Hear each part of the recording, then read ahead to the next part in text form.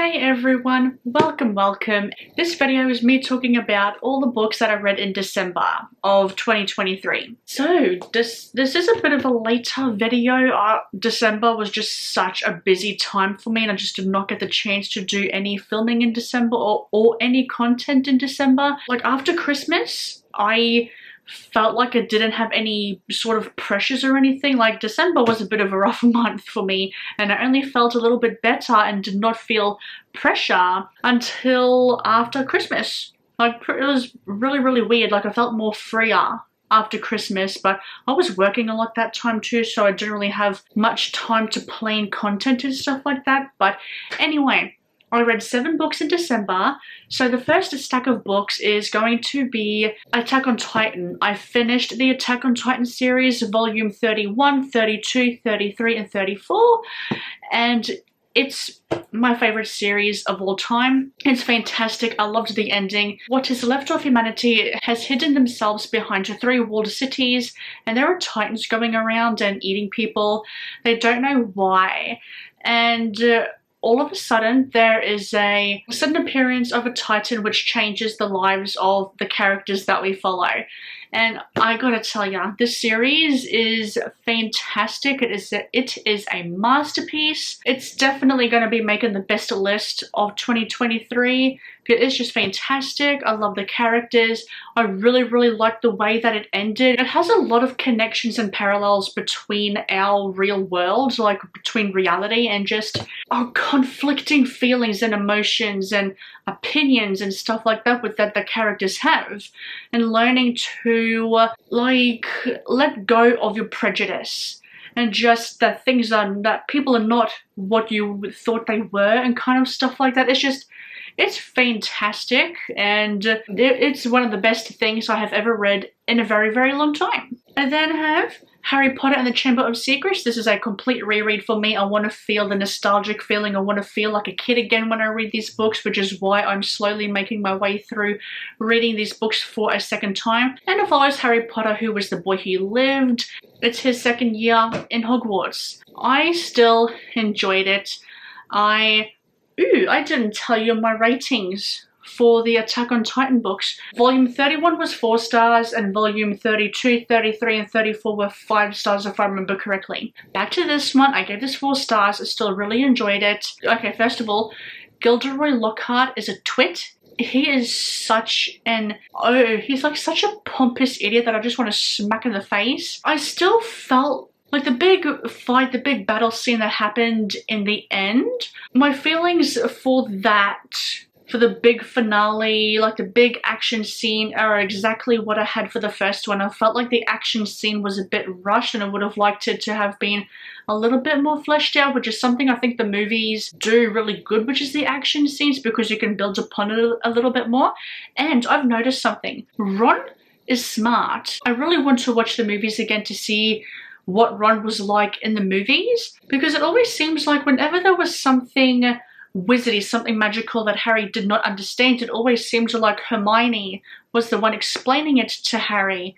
But in this one, Ron was the one that was explaining it to Harry a little bit more. And I just found that to be really fascinating. I feel like there's more things that happened in here.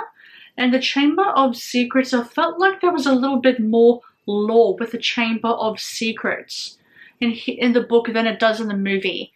And like I said, I do want to rewatch the movies. So I don't know, like it just felt like there was a little bit more to the lore, especially like with the Chamber of Secrets. And we also got a scene with Nearly Headless Nick and his birthday. I then read Everyone on This Train is a Suspect by Benjamin Stevenson. It is the second book in the Ernest Cunningham series, or duology. I don't know if there's going to be any more after this one, but for now it's a series. That's all I know so far. There's something that was kind of thrown in here that could expand it and make it into a series. I'm not entirely sure, but I do know this author has written another duology previous to this series, so Maybe he's just a duology writer, I don't know. This one follows Ernest Cunningham. He is invited onto the Garn, and the Garn is holding this writers festival, and he's hoping for some inspiration for his second book, which this time he wants to write fiction. The program has a lot of fictional famous writers. We have the debut writer, which is Ernest Cunningham, the forensic science writer, the blockbuster writer, the legal thriller writer, the literary writer, and the psychological suspense writer. One of the authors is murdered, and the 6 authors quickly turn into 5 detectives. And together, they should know how to solve a crime or commit one. I think the plot twist in here was better than in the first one. I really enjoyed it a lot. It's shorter than the first book as well. It's just over 300 pages, and the first one is a little over 400 pages, and I just really enjoyed this book. It was captivating. It kept me turning the pages. There were some plot twists that had my jaw on the floor, like I was not expecting some of the things to happen. One thing that was really fascinating is that it talks about AI and the dangers that it possesses for authors, because I don't want to talk about it too much, but it does talk about that just a tiny little bit, and it was very eye-opening and very fascinating to read that. It also talks about the publishing industry and how ruthless it can be, and just how difficult it is to write a second book. You always hear people talk about the second book syndrome, and that was especially true for Ernest, and it was fantastic. I really enjoyed getting a bit of a glimpse into that. It was a fun time. And trigger warnings for rape and sexual assault in here as well. It's not graphic in nature, but it is mentioned briefly. And the last book I read in December is Heartstopper by Alice Oseman. This is the 5th book, 5th and penultimate book. There is going to be a 6th one to conclude the series, and this is the 5th one. I love the color of the spine. It's like a peach color. It's really nice. It follows Nick and Charlie, and one thing about this book is that it gives you a who's who of who is who. So I know who is who now. So we have Nick and Charlie. Charlie has always known he is gay, and Nick realizes that he's bisexual. Nick and Charlie first started off as friends in high school, and now they are boyfriends.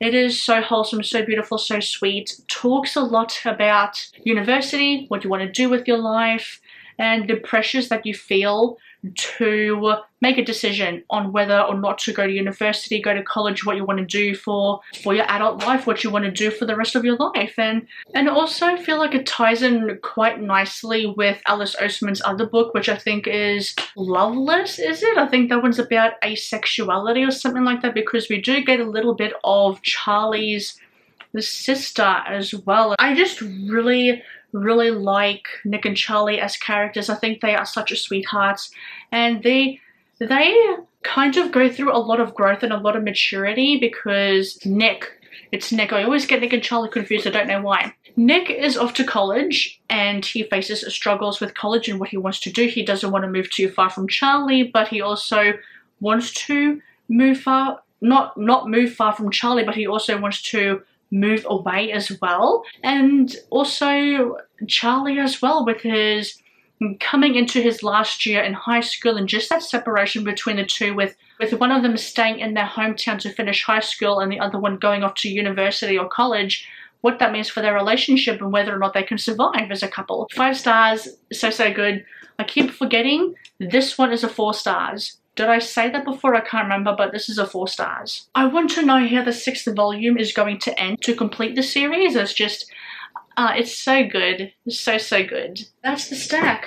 7 books, and manga still helped me read a lot. So, thank you for watching, everyone. I hope you enjoyed, and please know that any controversial authors that make an appearance in this list does not reflect my opinions on things. If you know, you know, because not at all. Have you read any of these books? Did you enjoy them? What books did you read in December? I would really like to know, and I will see you in another video.